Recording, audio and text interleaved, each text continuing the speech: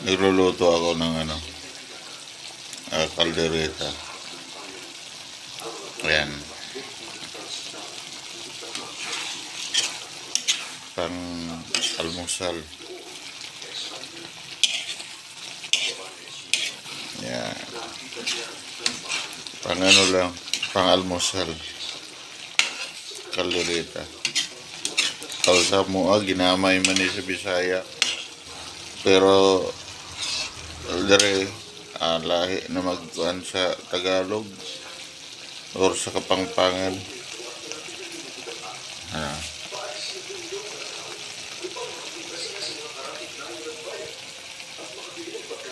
Mabilis ang luto lang yan. Yan.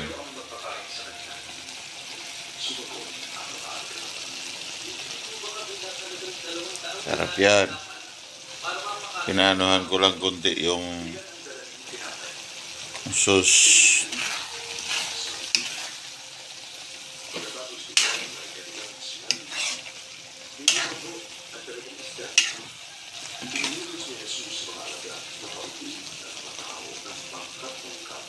Diba? Yan. Isang minuto pa. Luto na yan. Ganoon talaga. Yan, pinaano ko na lang kunti yung pinaan ko na lang yung apoy. Ayan. Pwede nang kumain. Masarap yan. Mga idol, mga ka-subscriber. Yan o. Yum, yum, yum, yum, yan. Matapos marami ng lupain ng Pelapolis, Ito na yung luto ko. dinala ng mga tao sa kanya ang isang lalaking pingi at utang at nakiusap sila sa kanya na ipatong niya rito ang kanyang kamay.